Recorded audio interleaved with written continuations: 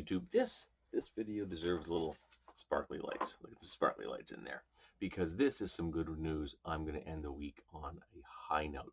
I'm going to read a little blurb here for you. This is from the APWU National Newsfeed.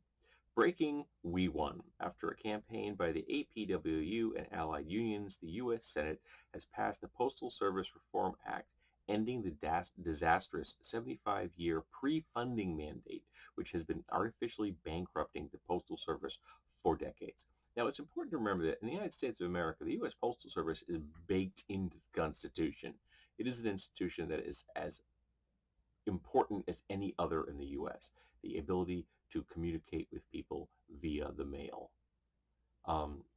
And they are very successful at it. The U.S. Postal Service is one of the best postal services in the world, and it's dirt cheap if you think about what they do.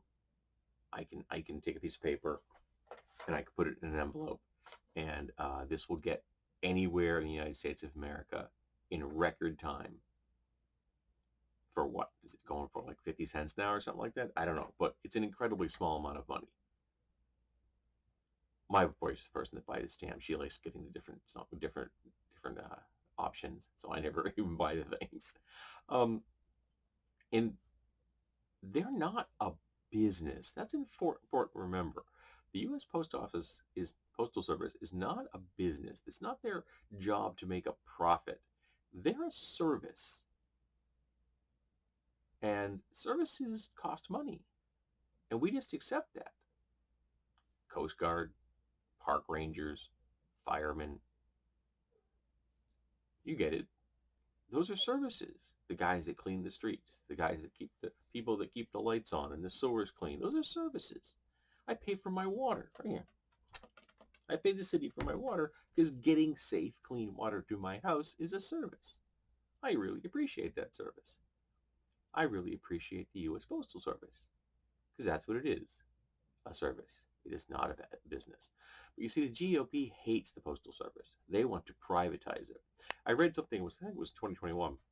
Somebody did a cost analysis. That little piece of paper I showed you right now, to get that little piece of paper to like a rural location in the United States, like, somebody out in the middle of Montana that's not anywhere near a major metropolitan area of any kind, would cost about $15.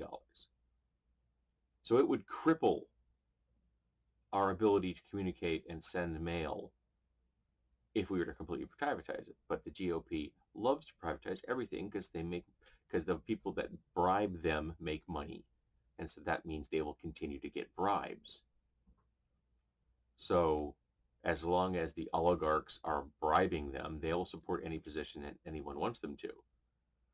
If you could find enough capital to back a group of GOP politicians, you could convince them to like pass a law making the flying purple people eater our national animal. And they'll do anything. They're shameless. So they decided that the best way to destroy the post office was to require them to pay all of the pensions for all of the employees for the next 75 years ahead of time. For employees that don't exist yet.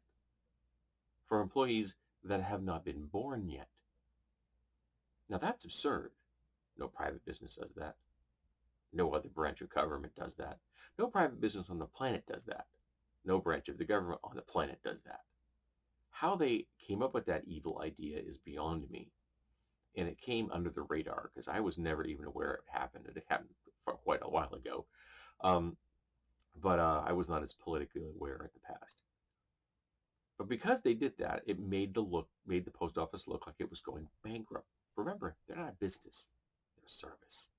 But now that mandate's gone. Now the U.S. Postal Service can be treated like a service, which is what it is, and a damn good one. Not to mention it helped employ my father.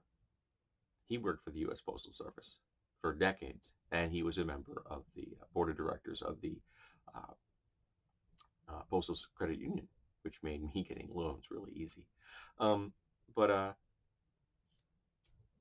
that mandate's gone, and now the Postal Service is a service. And America will be better for it.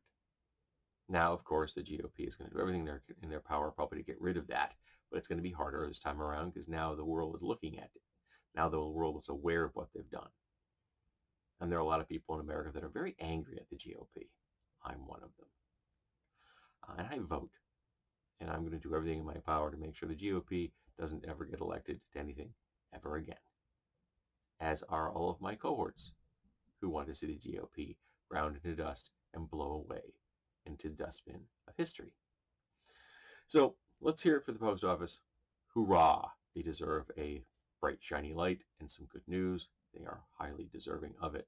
They are simply one of the best postal services in the world. They have sent countless packages for me all over the planet and done so in an incredibly efficient manner. And in fact, the only times I've ever had packages get delayed is because the postal services in other countries has decided to delay those packages. But getting them from point A to point B to those people who then bungled the process was really smooth and efficient. It was just a problem once it got into the hands of another country's postal service. Yeah, don't ever wrangle with the Canadian postal service.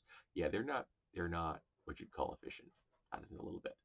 Alrighty, so let's hear it for the postal service. Let's hear it for a win. We could use them right now.